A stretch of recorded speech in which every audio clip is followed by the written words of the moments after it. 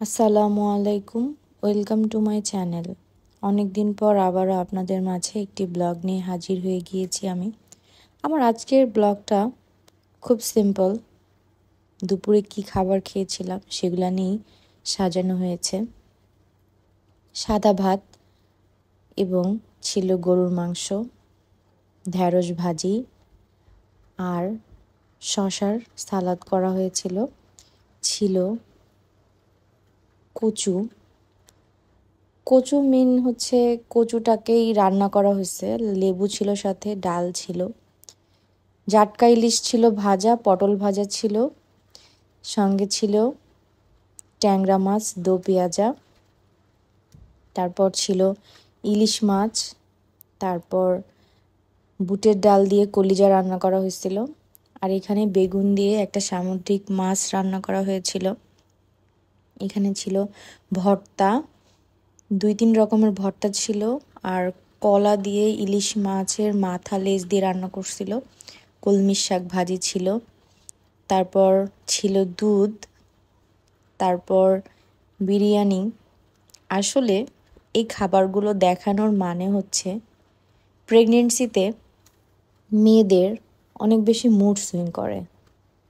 আসলে mood swing কেন করে আমি জানি না, তবে কোনো খাবার খেতে ইচ্ছে করে না, তাই খাবারের যে ক্রেভিং হয় এটাও না। যখন যেই খাবারটা মাথায় আসে, ইচ্ছে করে খাইতে, তখন সেই খাবারটাই মেয়েরা খায়। আর এটা নিয়েই হচ্ছে আমার আজকের ব্লগটা সাজানো হয়েছে। সব খাবারগুলো দেখানো হচ্ছে আপনাদেরকে এই জন্য যে দেখেন হরেক রকমের জিনিস থাকা সত্ত্বেও খাবার সামনে আর কি, কিন্তু কেন জানি খাইতে ইচ্ছা করে না। আমি জানি না আসলে প্রেগনেন্সিতে এরকম কার কার সাথে হয়েছে, নাকি সবার সাথেই এরকম হয়। তাই আপনাদের কার কার সাথে কি হয়েছে এটা অবশ্যই জানাবেন।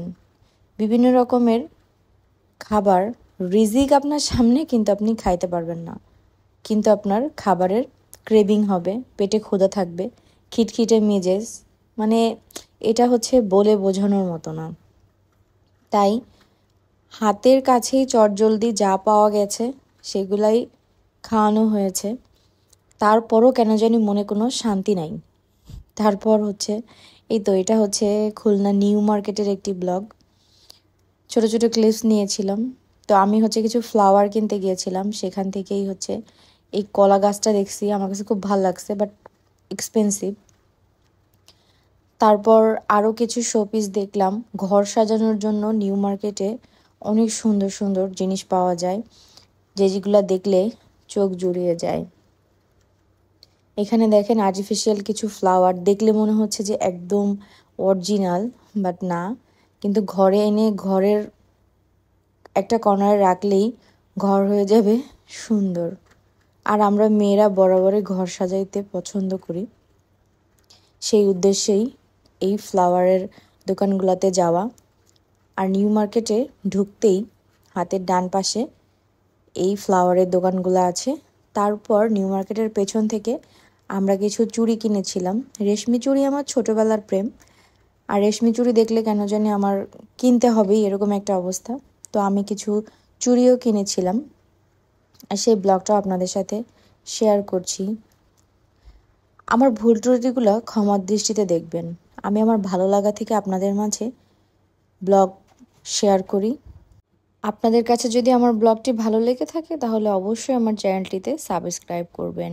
আজ আসি, আবার দেখা হবে অন্য কোনো ব্লগের সাথে। ততক্ষণ সবাই ভালো থাকবেন, সুস্থ থাকবেন, অবশ্যই আমার পাশে থাকবেন। আল্লাহ হাফেজ।